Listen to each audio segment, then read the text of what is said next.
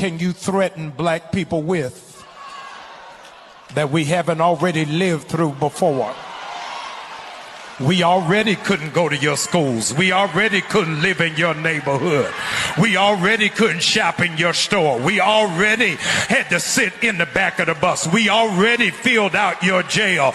We already had our zip codes redlined. We already had our votes suppressed. We already had our families separated.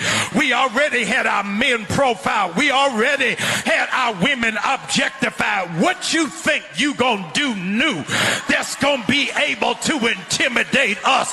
Black people got soundtrack music. Yea, though we walk through the valley of the shadow of death, we will fear no evil.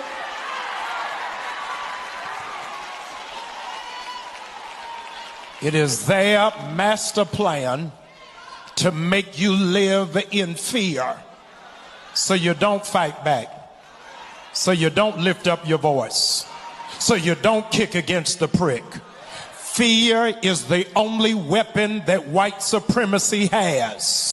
We hold these truths to be self-evident, that all men/women are created equal, endowed by their Creator with certain inalienable rights, among them being life, liberty, and the pursuit of happiness. The pursuit of happiness. What does racism take from us? The pursuit of happiness. But what it can't take, as William E. Du Bois said, it cannot take our laughter, our defiant laughter, that we laugh in the face of these feeble attempts to reduce me to something that I will never be reduced to. And that's why I never referred to people as slaves. We were enslaved. We were never slaves. We never gave up our human right, our dignity as people. Hello guys, and welcome back. How are you guys doing? Thank you. Thank you for tuning in, and if you're new here, thank you. On this channel, we talk about everything popping on the internet, just for us to be in the loop, whether it's trending in the news, online, whether it's pop culture, policy, politics, fashions, sports. We're bringing down here just for us to have about coming, to be in the loop of what's going on out there. If it's something that might interest you, please don't forget to subscribe. And thank you. Let's just dive into today's video. Today's video is so touching, right? Because it's not just about the African Americans, right? Even we can relate to our personal lives. Sometimes when things are not just going the way we want, the way we plan, the way we expect, right? Or we've done everything right, but it's still not coming together. Some people might be thinking like the next thing for you to do is just not to be happy. No, that's not the end of the world, right? This make me think like it's not just, yes, despite everything that's been thrown to the blacks, right? We are still standing. Boy, let's just take it into our personal lives, right? Despite everything that's been thrown to us personally, we are all still standing. You know why? Because we didn't give up. Because we are still finding a reason to smile. You just gotta look for a reason to smile. You just gotta look for a reason to keep moving. Look good, go outside, fresh air in. Even if you're gonna buy just a bottle of water, walk around with it. That alone, it's gonna give you peace. Yes, the black joy is popping on the internet, and we just gotta be involved. Let's go listen to how people are reacting. Credit to all the creators for giving us this opportunity. I want to ask black people, how would you feel if white people held an event every year on the coast, the South Coast, Gulf Coast, and we called it White Beach Weekend? And black people weren't allowed to attend this event. Girl, we wouldn't give a llama's left coochie lip if you and every other white person in white America gathered together today on the nearest beach eating potato salad with raisins in it and dancing offbeat to the Beach Boys. But I do have a question for you, Joy. How would you and all of those white people feel if we as black people came to that very same beach that y'all were having White Beach Wednesday or whatever you just said, and we stole you? And we drug you across an ocean to an entirely new continent and made you build a country after stealing everything from you, and then we offered you nothing in return for your services? How would you all feel, Joy? Every single time I hear something like this fly out of a white person's mouth, it just goes to show that you are more of an enemy than an ally. Because what about Black History Month makes you so upset? Joy, do you not understand that we were enslaved for hundreds of years? We were stolen, beaten, raped, murdered, and given absolutely nothing in return after building this country. And so because we take 1 month out of the year and we desire to celebrate ourselves, it makes you upset? And who in the hell told you in that partially crossed eye that white people could not participate in Black History Month? Who said that, Joy?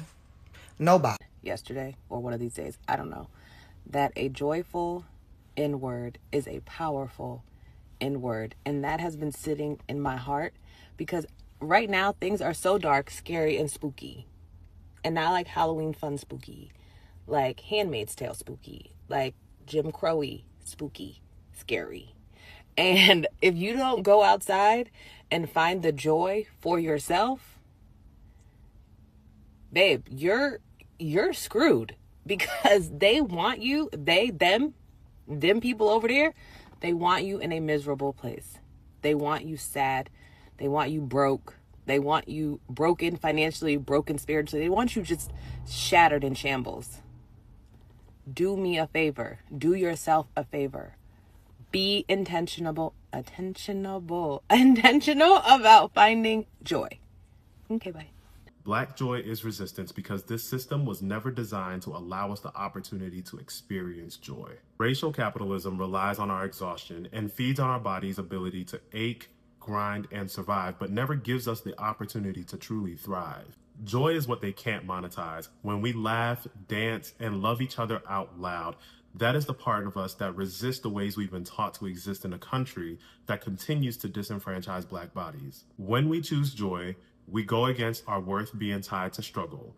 When we choose joy, we prioritize relationships over labor culture. When we choose joy, we refuse to be seen as human capital, but humans who are just simply being. This is how we protect the parts of ourselves that the system continuously tries to consume. Because being Black and finding joy is the one thing that they can't control.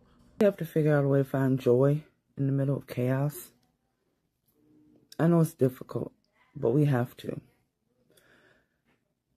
This coming from someone that's neck deep in chaos. Because I'm reading, I'm researching, so I can stay informed. And I can also relay that information to other people. And I always want to make sure I'm factual. And when you're doing that, you can get so bogged down in negative chaos and find yourself in such a dark place. It's hard to get out of it. It's hard to see the light. So I have to find ways to find joy in the middle of this mess, for lack of a better term. I found my joy yesterday when I went to my nephew's gender reveal. And it was probably about 3 hours long. And anyone that knows and watches any of my videos knows that I have chronic pain issues with my back, my hip, my knee. One of the reasons why I can't work anymore. So sitting on that hard bench was agony. But sometimes, some people are worth the pain. And my nephew is one of those people. And I'll post a picture later with him and his girlfriend. It was a boy, by the way. And he's so happy. Like, I dropped a tear. He was so happy.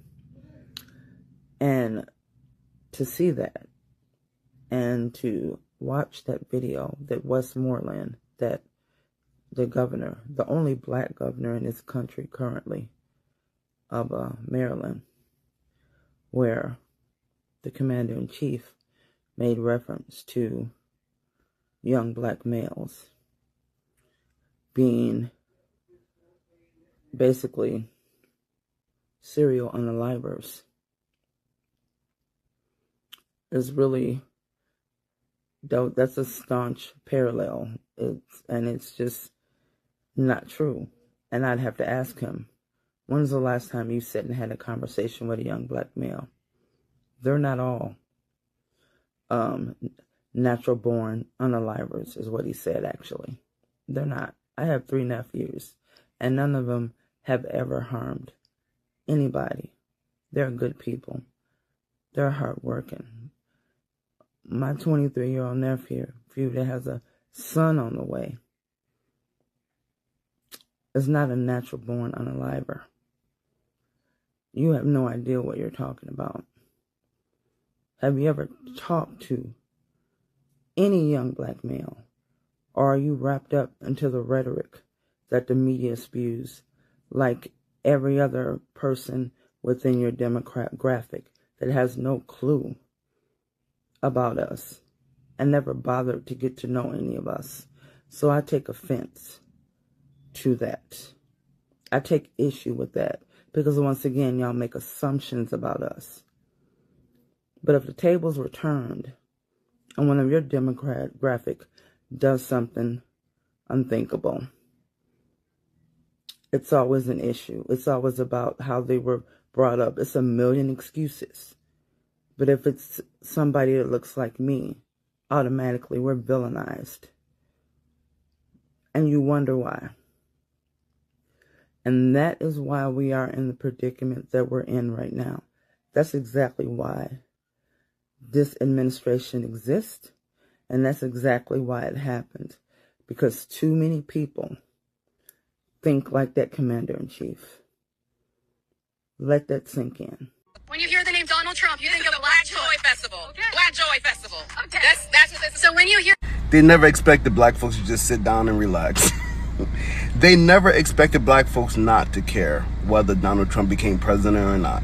The fact that they, at this point, need a reaction from black people, that you go to a Black Joy Festival just to try to bother people.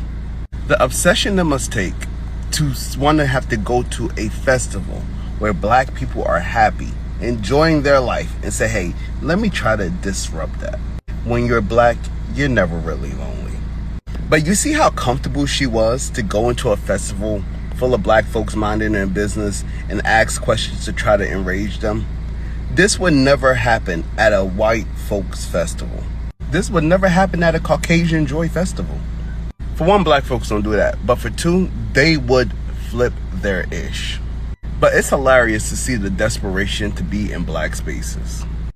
We hold these truths to be self-evident, that all men/women are created equal, endowed by their Creator with certain inalienable rights, among them being life, liberty, and the pursuit of happiness. The pursuit of happiness. What does racism take from us? The pursuit of happiness. But what it can't take, as William E. Du Bois said, it cannot take our laughter, our defiant laughter, that we laugh in the face of these feeble attempts to reduce me to something that I will never be reduced to. And that's why I never referred to people as slaves.